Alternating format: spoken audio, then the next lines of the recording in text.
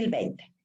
Ahora, en el 2021 se ha visto un cambio en este gráfico y se ha visto que las infecciones ocupan el primer lugar junto con los trastornos del sistema nervioso.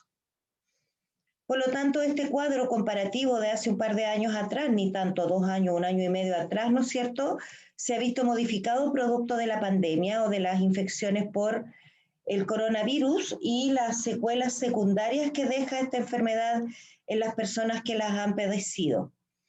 Hay que recordar, chicos, chicas, que esta infección no solamente afecta al sistema respiratorio, sino que después de que ha pasado la enfermedad, aquellas personas que han tenido una enfermedad grave, digamos, que han sido intubadas y que tienen que estar en la UCI, dormidas ahí varios días o varias semanas, incluso por un mes.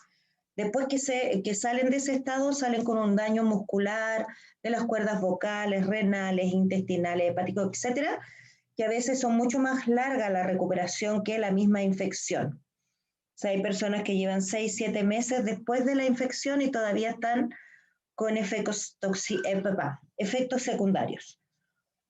Por lo tanto, esta, como les decía yo, pasó al segundo lugar, pero en primer lugar, o en segundo lugar, o en tercer lugar, siguen estando los trastornos cardíacos y circulatorios, y en cuarto lugar estaría el cáncer y los trastornos respiratorios en quinto lugar. Y lo demás se mantiene de la misma manera, a pesar de que producto de la pandemia también ha habido un aumento en la cantidad de personas que tienen diabetes, producto de que obviamente uno al estar en su casa hace menos ejercicio, por lo tanto tiende a engordar más y echar rollito o echar kilos de más implica que uno puede desarrollar una diabetes o una resistencia a la insulina, que algunas personas erróneamente la llaman prediabetes. Entonces, este cuadro era el que nosotros habíamos dejado para última diapositiva la clase anterior, y estábamos viendo aquí los rangos y las causas de mortalidad de las distintas edades. Para los niños menores de 1 año, o sea, para los recién nacidos, los bebés de 0 días hasta los 11 meses, actualmente, afortunadamente, chiquillos, la mayoría de los niños que nacen puede sobrevivir gracias a los avances tecnológicos. O sea, en ese sentido hay que decir que la tecnología y las vacunas han sido un aporte para la sobrevivencia infantil. De hecho, la mortalidad infantil en Chile ha bajado un montón. Entonces, ¿qué niños mueren? Habitualmente los que traen enfermedades congénitas. Chiquillos, una enfermedad congénita es aquella que se produce durante la gestación cuando el bebé está en el útero materno. Esa es una enfermedad congénita.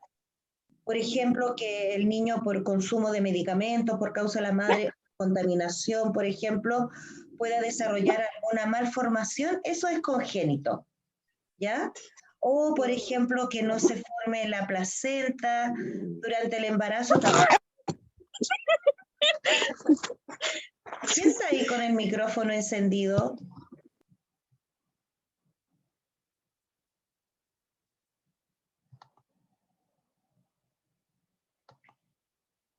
Es que ellos no nos hagan perder el tiempo, que esta hora es súper cortita. Entonces, en este caso, chiquillos, la muerte fetal o la muerte del niño entre el mes de vida y el año se debe más bien a causas de formación uterina o malformación genética, por ejemplo, también puede ser, o un síndrome de fetal. ¿Bien? Ahora, es muy difícil que un niño muera por alguna infección o enfermedad en este periodo de vida entre el 0 día y los 5 años porque tienen bastante atención o tenían bastante atención, ¿no es cierto?, médica. Había que llevarlo a los consultorios, al control sano, las vacunas, que les daban la leche, etcétera, etcétera. Entonces tenemos una alta sobrevivencia de niños afortunadamente porque ustedes saben que nosotros en Chile al menos lo que tenemos menos son nacimientos y tenemos una pirámide invertida, o sea, hay más adultos mayores que niños. Entonces eso económicamente para los países es un problema. Seguramente la profesora de economía les va a explicar, o historia les va a explicar un poco más de eso. Entre los niños, ¿no es cierto?, de 2, 5, 6, 9, hasta los 24 años,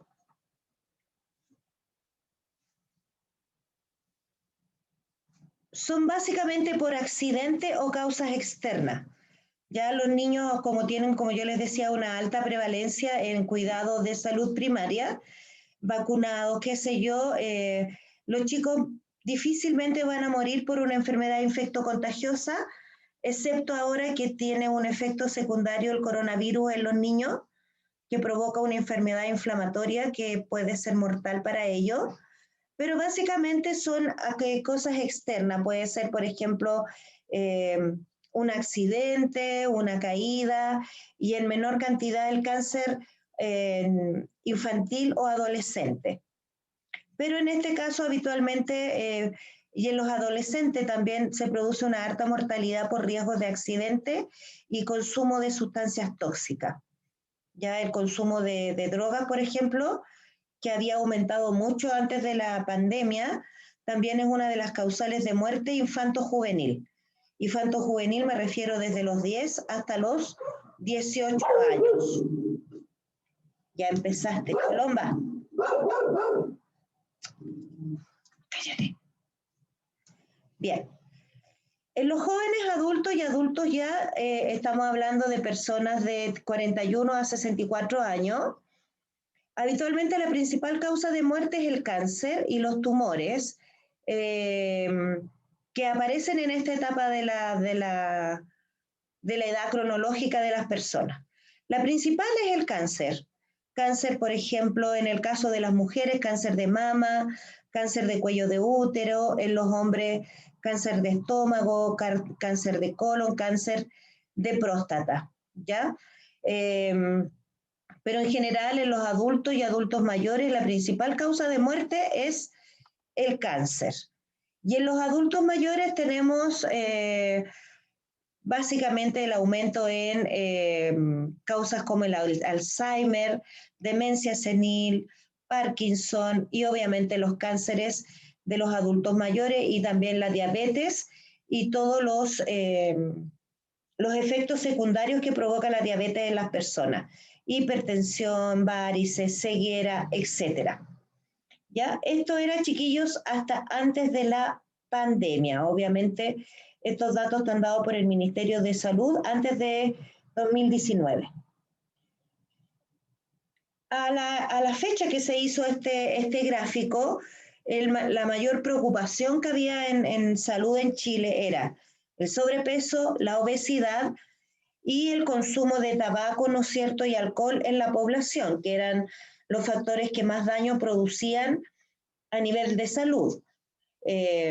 Actualmente, aparte de las infecciones por el virus uno de los principales problemas son los problemas de obesidad o de sobrepeso de las personas, además de las enfermedades nerviosas como estrés, ¿no es cierto?, depresión, ansiedad que muchas personas han desarrollado, producto de los problemas que ha conllevado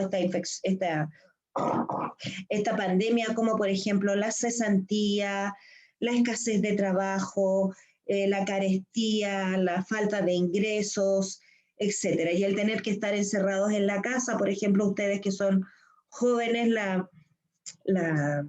el impedimento que hay de que puedan salir a juntarse con sus amigos, a hacer ejercicio, a ir al colegio, etcétera. Entonces, todas esas cosas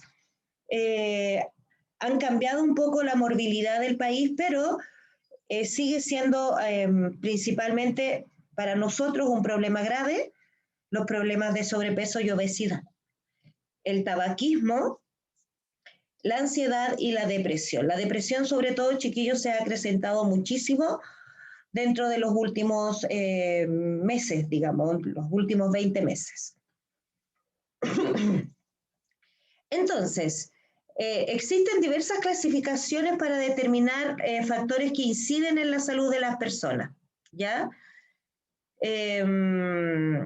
Y hay una fórmula que propuso este señor Landonde en 1974, obviamente esto sin considerar las pandemias, Una de las principales causas de muerte en la población es la biología humana.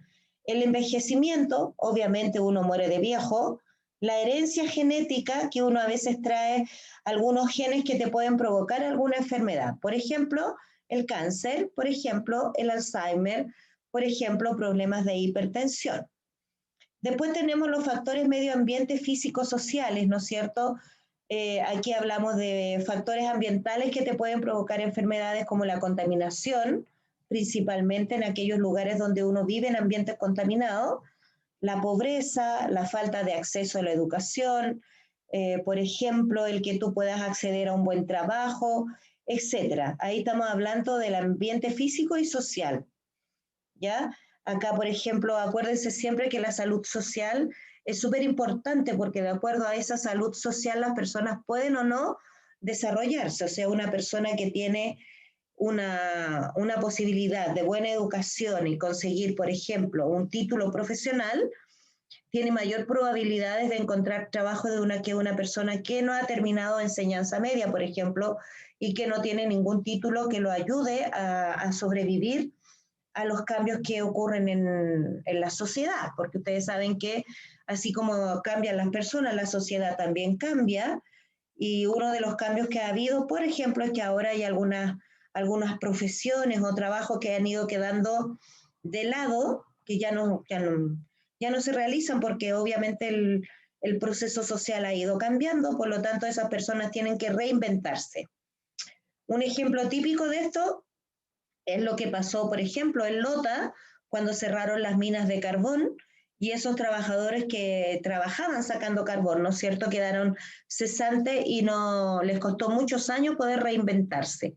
Y ahí tenemos una enfermedad social que generó, ¿no es cierto?, que se generó a partir de la falta de educación, la falta de especialización de las personas, porque eran obreros sin calificar, y la falta de áreas donde ellos pudieran desarrollarse.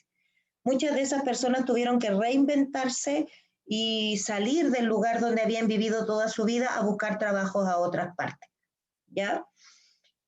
En tercer lugar, una cosa que es súper importante para el asunto de la salud de las personas está el estilo de vida, ¿ya? O sea, el estilo de vida que yo tengo para mis actividades diarias, cómo me alimento, si hago algún tipo de ejercicio físico, si consumo algún tipo de droga, si estoy sometido o sometida a estrés, si tengo, por ejemplo, depresión, si el lugar donde vivo es agradable o no, etcétera.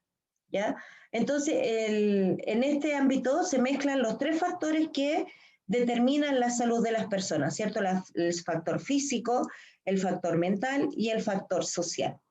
Según la OMS, una persona debiera tener un equilibrio en estos tres ámbitos para poder tener salud, pero en este tiempo de pandemia es medio difícil compatibilizar los tres aspectos de la salud porque obviamente las personas cuando hemos estado largo tiempo sin salir, por ejemplo, que estamos en cuarentena tanto tiempo, nosotros ya llevamos más, imagínense que el año pasado partimos de cuarentena en abril, nos soltaron la cuarentena por allá por septiembre, octubre, y ahora volvimos a entrar en cuarentena y no sabemos hasta cuándo. Eso genera mucho estrés en la población y por eso hay muchas personas que tienen ansiedad, depresión, ¿no es cierto? Y un desánimo cotidiano.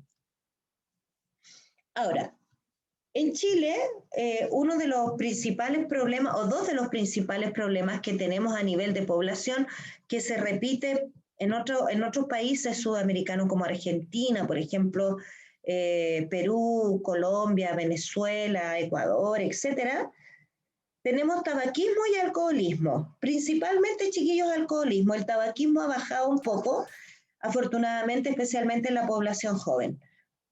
Pero el alcoholismo sí es un problema grave, grave de salud.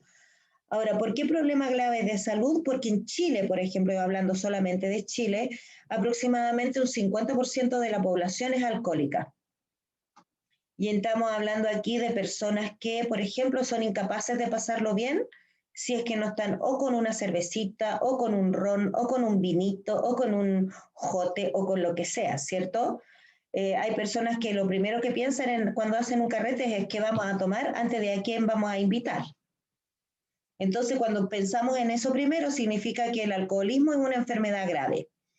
Ahora, ¿por qué el alcoholismo es una enfermedad tan grave? Porque afecta no solamente físicamente al sujeto, sino que afecta al entorno social que lo apoya o que está con él.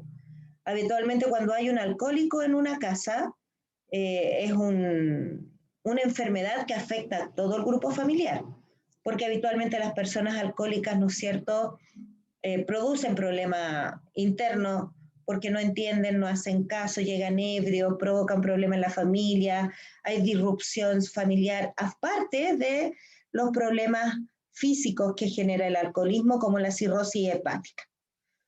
La cirrosis hepática, chicos, es cuando el hígado se rompe y forma cicatrices. Entonces el hígado se pone duro, tieso, como si fuera una cosa rígida, cuando el hígado es un tejido blandito. Ahora, cuando tú tienes cirrosis hepática y tu hígado se está deshaciendo, obviamente una persona alcohólica no tiene derecho a hacerse un trasplante de hígado, ¿ya? Tú puedes hacerte trasplante de hígado por otro tipo de enfermedades, pero no por alcoholismo, porque acá, ¿no es cierto?, el sistema favorece, por ejemplo, a personas que han tenido hepatitis u otro tipo de afecciones que hayan dañado su hígado. Pero si tú tienes cirrosis hepática por alcoholismo, habitualmente te van a dejar al final de la lista y como sabemos en Chile los trasplantes son bastante difíciles de hacer. Y el otro que también es un problema grave de salud en Chile es el tabaquismo, porque el tabaquismo produce obviamente cáncer del pulmón, pero además cáncer de laringe también aquí, ¿no es cierto? No sé si ustedes alguna vez han visto a personas que les sacan la laringe y les dejan un hoyito ahí por el cual respiran. Produce cáncer de lengua, cáncer de paladar, cáncer de encía, etcétera, y también tiene una alta incidencia en el cáncer gástrico, el tabaquismo, fuera del problema social que produce porque hay gasto de plata ahí. Por lo tanto, esta es una enfermedad grave, o ambas son enfermedades graves. Otro problema que tenemos es la drogadicción, el consumo de drogas de distintos tipos, ¿no es cierto?, desde la marihuana hasta drogas sintéticas, ya como el crack, el éxtasis y otras pastillitas que andan dando vuelta por ahí. Ahora, hay que tener cuidado porque la drogadicción es una enfermedad psicosocial. Acá hay una enfermedad de consumo por parte de la persona que disculpando la redundancia, consume la sustancia tóxica y habitualmente ese consumo, cuando la persona se transforma en un adicto, va a provocar una enfermedad social que es la delincuencia. Y en ocasiones, muchas veces, como lo hemos visto ya en las noticias, que está lleno de esto, ¿no es cierto?, la delincuencia conlleva a asesinatos y terminar o presos o terminar en un hospital o en la morgue. Uno de los efectos buenos, si lo podemos poner entre comillas, ha sido que durante la pandemia, especialmente el año pasado, se redujo un poco el tráfico de estupefacientes y de droga, porque obviamente la gente estuvo encerrada, pero actualmente, como están haciendo caso omiso a la cuarentena, ha habido un aumento de consumo y por ende un aumento en el nivel de delincuencia y el nivel de violencia que tienen los delincuentes, ¿ya? Y si ustedes han visto las noticias, la delincuencia se está notando más bien a nivel de niños adolescentes, niños de 14, 15, 16 años, que se dedican a delinquir para poder satisfacer sus hábitos de consumo.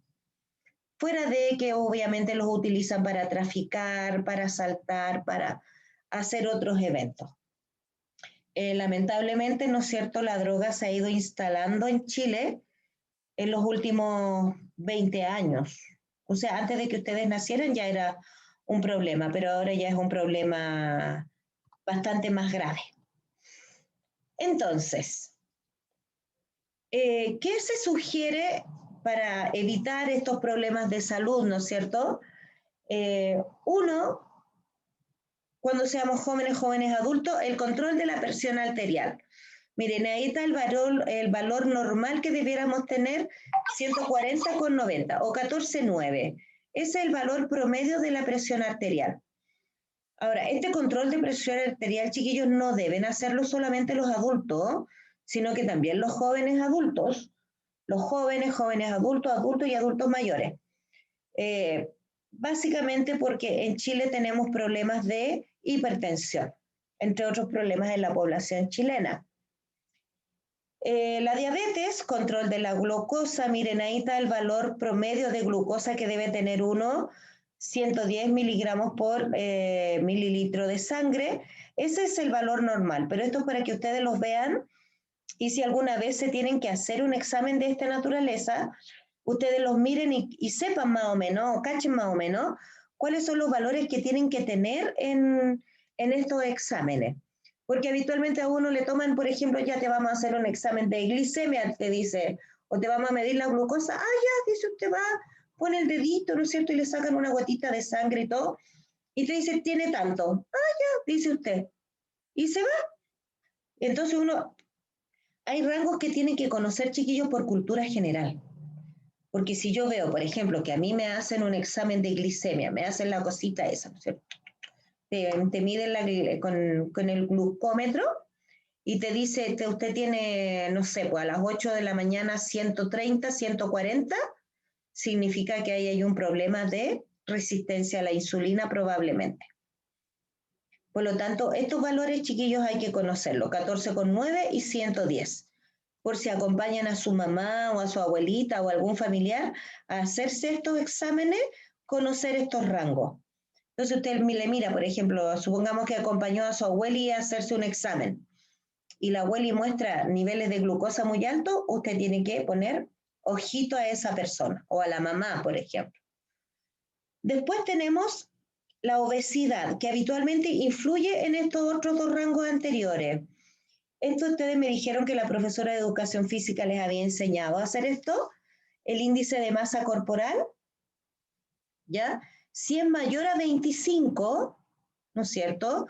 Acuérdense que es la estatura dividida por la estatura al cuadrado dividido por la masa corporal. Si es mayor que esto, entonces significa que tenemos nosotros cierto grado de sobrepeso o grado de obesidad.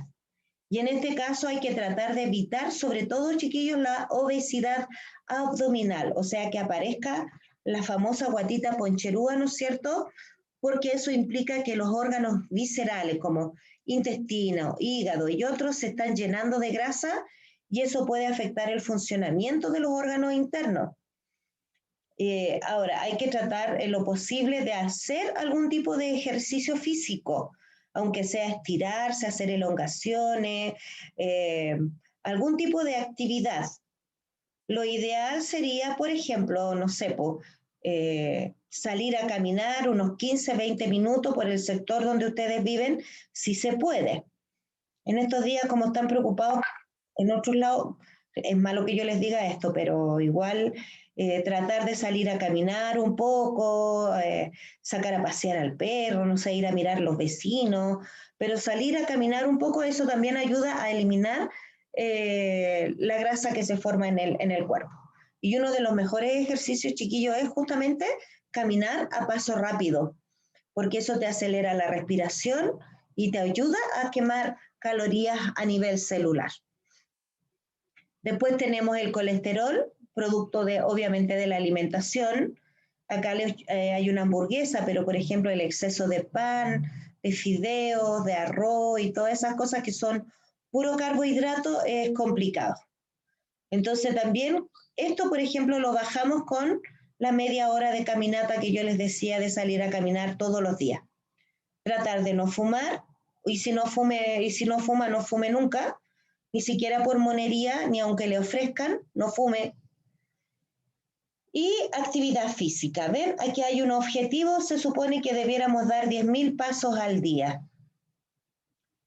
Según los entendidos en el tema, si uno camina, no estoy diciendo ni de correr, ni de hacer abdominal y todas esas cosas que de repente son medias incómodas y que a uno no le gustan, pero el simple hecho de salir a caminar y dar 10.000 pasos al día, aproximado, te puede ayudar a bajar todos estos índices.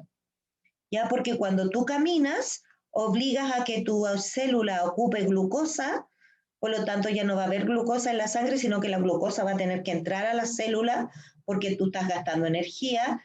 Eso va a estimular tu circulación sanguínea porque tu corazón va a empezar a pulsar más rápido, por lo tanto la sangre va a fluir más y obviamente si estás haciendo que tu corazón trabaje más rápido, vas a quemar la grasa y eso te va a bajar el colesterol, ¿ya?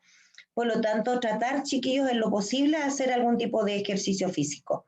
No sé, sacar a pasear el perrito, a gato, ir a ver a la amiga que vive 2 cuadras más allá, cualquier cosa. Pero tratar de salir de la casa, aunque sean 10 minutos todos los días. Entonces, acá tenemos un cuadro resumen de los factores que pueden afectar la salud y la enfermedad de las personas. Importante los estilos de vida de la persona, por supuesto, considerando la edad, su sexo y factores constitucionales. O sea, factores constitucionales me refiero a la contextura de la persona. Y en estos estilos de vida, obviamente, evitar el sedentarismo en lo posible y evitar el consumo de carbohidratos y sustancias que sean dañinas para tu salud. Tener un grupo de redes sociales, aunque sea chiquitita, y redes comunitarias. O sea, en este caso habla no solamente del ámbito personal, sino que también del ámbito social, que tú puedas tener, por ejemplo, un consultorio o un colegio o algún lugar que te ayude a desarrollarte como individuo y que tú puedas asistir a esa red social para la ayuda. Después tenemos, ¿no es cierto?, influyentes sobre todo las condiciones de vida y de trabajo, el ambiente laboral, en este caso sería el ambiente familiar, el acceso a la educación y tener una buena producción, ¿no es cierto?, de alimentos disponibles. ¿Y qué cosas te alteran? El desempleo, el que no tengas agua potable y saneamiento también es un factor grave de enfermedad. Servicios de atención de salud, o sea, que tú no tengas acceso, por ejemplo, a que te atiendan en un consultorio o en un hospital y tener una vivienda que te permita protegerte y resguardarte de las acciones del medio ambiente. Ya, entonces aquí tenemos un cuadrito resumen, condiciones socioeconómicos, culturales y ambientales, ¿ven? Entonces estas condiciones socioeconómicos, culturales y ambientales que tenemos acá van a influir en el estado de salud de las personas y de las personas desde el día de nacida hasta el día de su muerte. Entonces se supone que nosotros debiéramos propender a tener un estilo de vida que nos ayude a poder tener un buen pasar durante nuestra vida. Obviamente en condiciones normales, en condiciones de emergencia como las que estamos ahora, de repente estas cosas se quiebran por efecto externo a nosotros. Pero si nosotros pudiésemos controlarlo, ojalá pudiésemos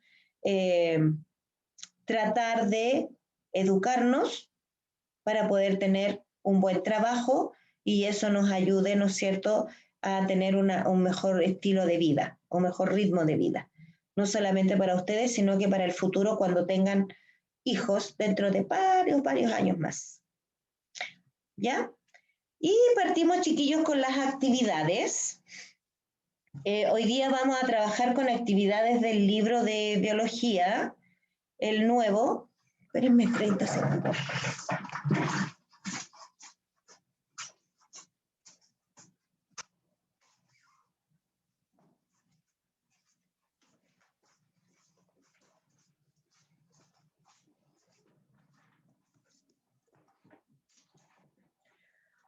Vamos a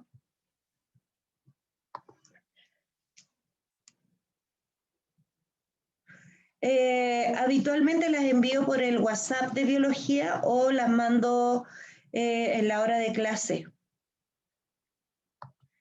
¿Ya? Entonces vamos a trabajar con su libro nuevo de biología. Vamos a abrirlo en, le digo al tiro, en su libro debiera ser la página 17. ¿Sí? Entonces vamos a trabajar con, esta es la última parte de, ya, chuta, ya. A lo mejor se le acabó la batería, esperemos que sea eso. Vamos a desarrollar estas 4 preguntas que están aquí. Ya, esto parece que está acá en el texto, sí. Están en la página 16 y 17 del libro, para que ustedes lo vean los que tienen su libro. Acuérdense que lo vamos a ocupar bastante ahí. Entonces yo les puse aquí las preguntas que van a desarrollar. Define estado de completo bienestar, chiquillos. 3 enfermedades que hayas padecido recientemente y fundamentar el origen de esas enfermedades, la que sea de cualquier tipo, social, física o mental. Esto tiene que ver con una tarea que yo les había dado de hacer la nómina de factores positivos y negativos de su salud, ¿se acuerdan? ¿Consideras tú que tienes una buena salud? Fundamenta según los ámbitos de la salud, o sea, los 3 ámbitos. Profe, Dime. por ejemplo, si yo no sé el origen de dónde viene la enfermedad. Bueno, la pones ahí y te le pones origen desconocido. Ya. Ya, porque no necesariamente todos tenemos que saber por qué nos enfermamos y qué nos provocó esa enfermedad. Tú supiste que estuviste enferma, pero si no conoces el origen, lo dejas con origen desconocido. Profe, Dime. entonces son estas preguntas que están en el Power y además la página 16 y 17. Sí, lo que pasa es que estas están en la página 16 también. Ah, ya. Por eso les digo, yo la saqué del libro de la página 16 y 17. Después dice la 4, ¿qué acciones preventivas debes practicar para ser una persona saludable? Y eso también tiene que ver un poquitito con la clase anterior. Y esto está en la página 17, que yo se lo recorté obviamente para que entrara en mi diapositiva. ¿Se acuerdan que la clase pasada revisamos este gráfico de las enfermedades más comunes que padecen los chilenos, ¿no es cierto? O las personas en general. Y acá tenemos para contestar. ¿Para qué sirve una encuesta de salud como esta? ¿Qué te dice la prevalencia de ciertas enfermedades sobre la salud de un país? Prevalencia. ¿Qué significa prevalencia, chicos, chicas?